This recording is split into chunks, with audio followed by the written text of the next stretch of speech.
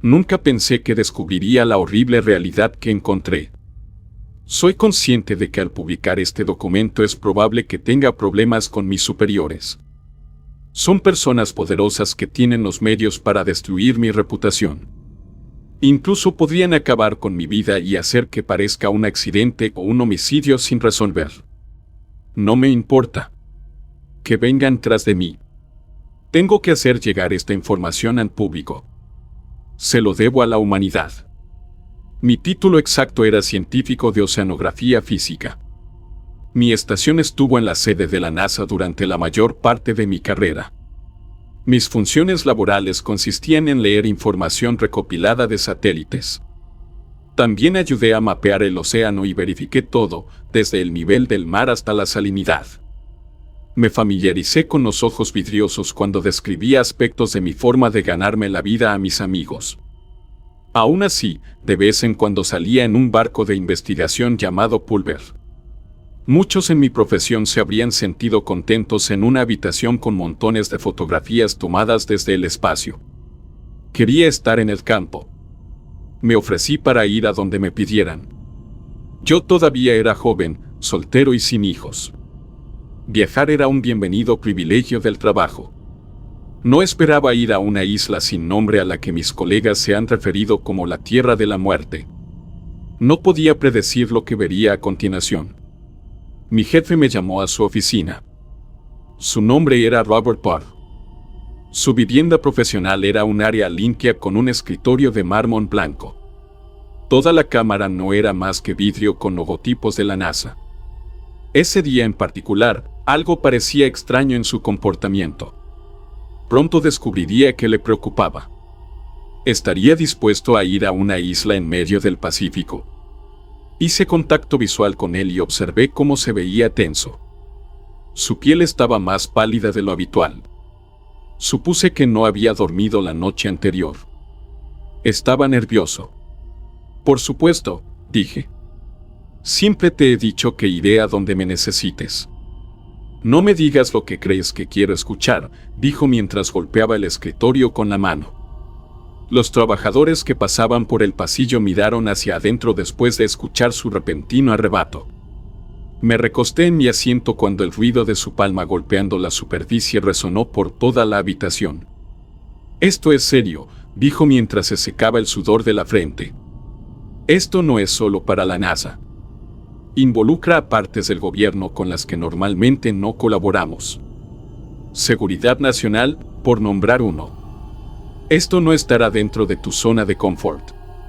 Recibirás un desafío con este. Si regresas con una actitud mental positiva aún intacta, habrá un ascenso. Es un gran aumento salarial y asegurará su futuro aquí de una manera que ninguna otra asignación puede hacerlo. ¿Está todavía en el Pulver? Yo pregunté. Sí, dijo. Puedo preguntar qué implica esto si está fuera de mis tareas habituales. Lo sabrás al llegar, pero déjame darte algunos detalles. Identificarás formas de vida marina. Estudiarás formas de vida específicas que se encuentran en esta isla en particular y sus alrededores.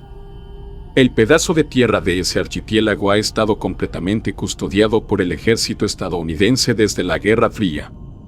Puede que no lo sepas, pero personas en tu posición estudiaron el fitoplancton moribundo. En aquel momento la paranoia hacia los soviéticos era muy alta. Teorizaron que los rusos podrían haber estado matando vida marina. ¿Alguien te ha dicho eso alguna vez? No, yo dije. No sabía por qué decidió compartir eso conmigo en ese momento, aunque más tarde supe que estaba infiriendo una advertencia. Fue indirecto, pero aún así debería haberme dado cuenta. Se hizo una larga pausa entre nosotros. Habrá acuerdos de confidencialidad que tendrás que firmar, dijo. No debes contarle a nadie nada de lo que estás a punto de verte cuando llegues allí.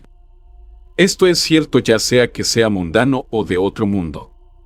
Su redacción me pareció extraña. Debería haber visto las banderas rojas en ese momento.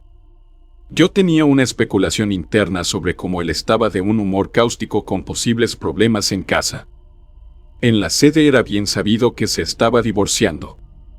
Entonces, dijo, ¿Te apuntas? Otra vez, sí. Nos dimos la mano y firmé los papeles necesarios. Fue el mayor error de mi vida. Pulver medía 270 pies de largo y 15 de ancho. Tenía 4 cubiertas. El interior contaba con sistemas informáticos y equipos de navegación de última generación. El día que entré, vi a otros 2 miembros de la tripulación. Uno era el capitán. Era un marino experimentado que sabía que tenía una experiencia extensa e impresionante en la marina. Su nombre era Hugh Rockwell. El segundo era un hombre al que había visto varias veces. Teddy Strickland. Él sonrió y trató de darme una palmadita amistosa en el brazo. No correspondí la calidez. El hecho es que Strickland era bien conocido en la comunidad, pero no de manera positiva. Es un pseudocientífico. Creía en los conceptos de la nueva era. Esto le garantizó la atención en el canal de historia. Sus documentales más extravagantes que a los fumetas les encanta ver lo tenían en sus créditos. No era conocido como una fuente confiable de innovación dentro de nuestro campo. Strickland solo mantuvo su validez siendo una especie de maravilla de un solo éxito. Construyó un dispositivo específico que ayudó con el muestreo de partículas. Este invento fue de gran ayuda en su momento para muchos de nosotros. Sin embargo, no podía entender por qué me emparejarían con él. Me enojó. Le forcé una sonrisa y traté de recordarme a mí mismo que no tenía que trabajar demasiado cerca de él. Podría hacer lo mío en el otro extremo del barco. Me encerraría en mi camarote y seguiría siendo útil sin su interferencia. Tan pronto como salimos al mar, caminé hacia una de las cubiertas y apoyé los codos en la barandilla. La brillante luminiscencia del agua cuando el sol se ponía me dejó asombrado. Las mareas me recordaron por qué elegí hacer de esto el trabajo de mi vida. Podrías haberte convertido en pescador si hubieras querido mirar el océano todo el día, dijo Strickland. Tenía una amplia sonrisa y me dio un codazo en el costado. Ni siquiera llevábamos más de 1 hora alejados del muelle. Fantaseaba con tirarlo por la borda. Anhelaba verlo ahogarse mientras señalaba y me reía de su lenta y aislada desaparición. Entra, dijo mientras señalaba hacia la cabina central. Hay algunas fotos que tengo que mostrarles. Ellos querían que lo hiciera. Entré al espacio con desgana. Brújulas oxidadas y podridas se alineaban sobre las encimeras. Sobre una mesa había una pila de papeles. Tras una inspección más cercana vi que eran fotografías aéreas en blanco y negro. ¿Qué pasa con este? ¿Qué te parece extraño? Cuando lo sostuve hacia la luz, vi la anomalía a la que había hecho referencia. Era una fotografía de una parte poco profunda del océano cerca de la isla. Sin embargo, había algo debajo del agua, cerca de la costa. Tenía la forma de una cara. Tenía dientes dentados y ojos de forma triangular. ¿No es eso extraño?, preguntó Strickland. Entonces es una especie de entidad demoníaca, dije. Los hippies tienen la capacidad de detectar nubes donde ven todo tipo de cosas diferentes. Algunas personas ven 1.000.000 de elementos diferentes en el mismo test de Rorschach. No significa nada sin un psicólogo capacitado que nos hable sobre nuestra psique. Claro, dijo Strickland. Sin embargo, no te dije lo que vi. Es exactamente lo mismo. Fueron 4 largos días dando vueltas y esperando la llegada a nuestro destino. El aire se volvió más frío, mientras que esperaba humedad según la región en la que estábamos. Esto me desconcertó.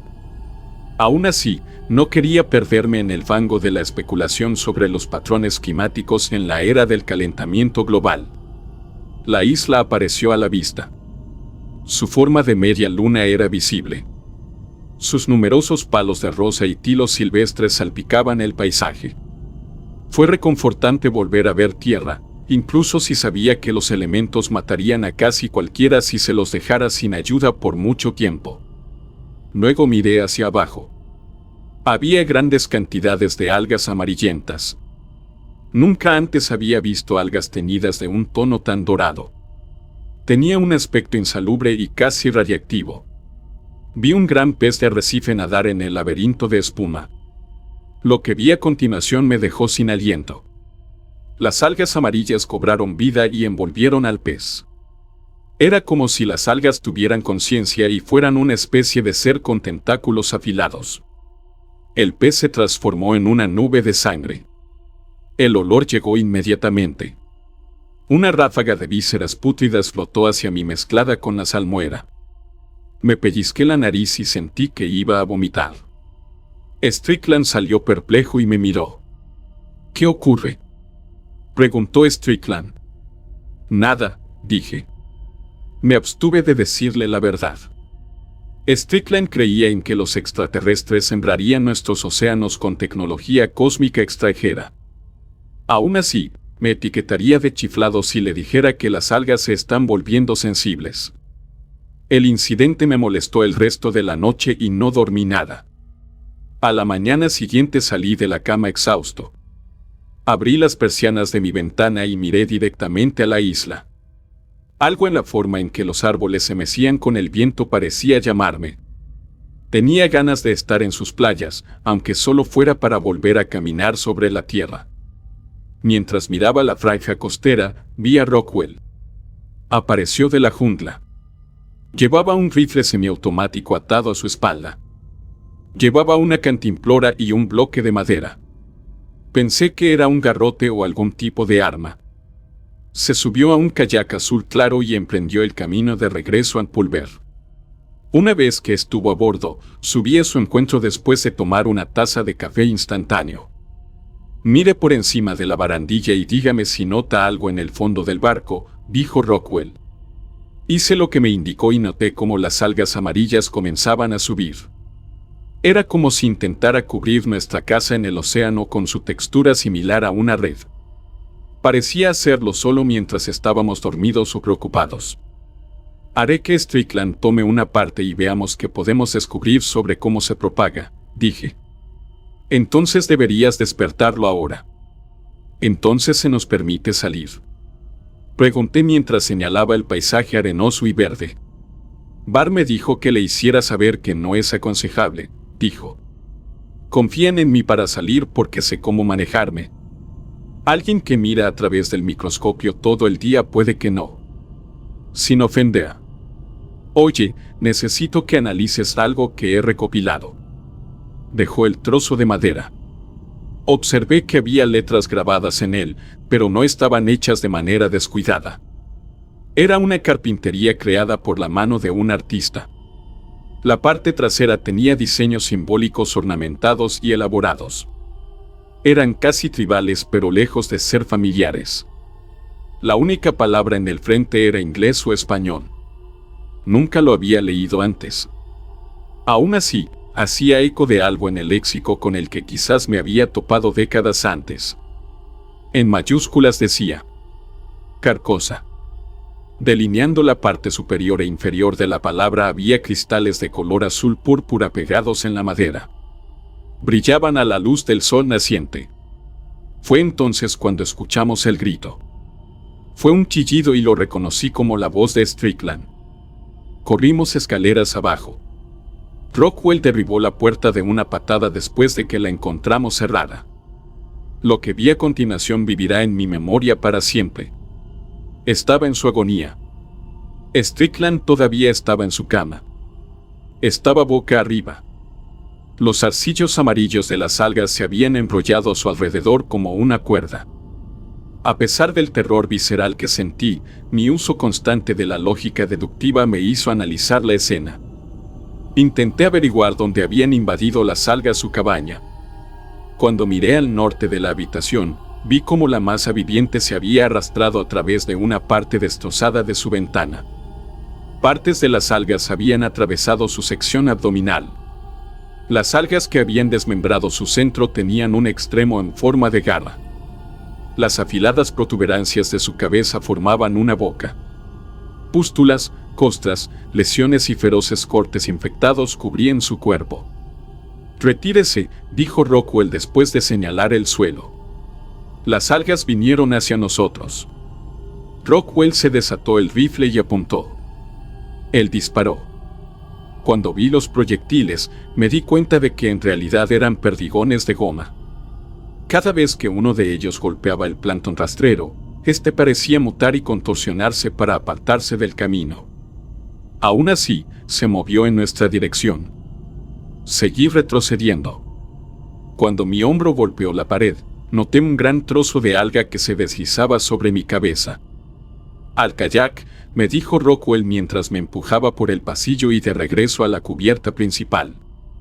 Se dio la vuelta y continuó disparando mientras daba pasos en reversa.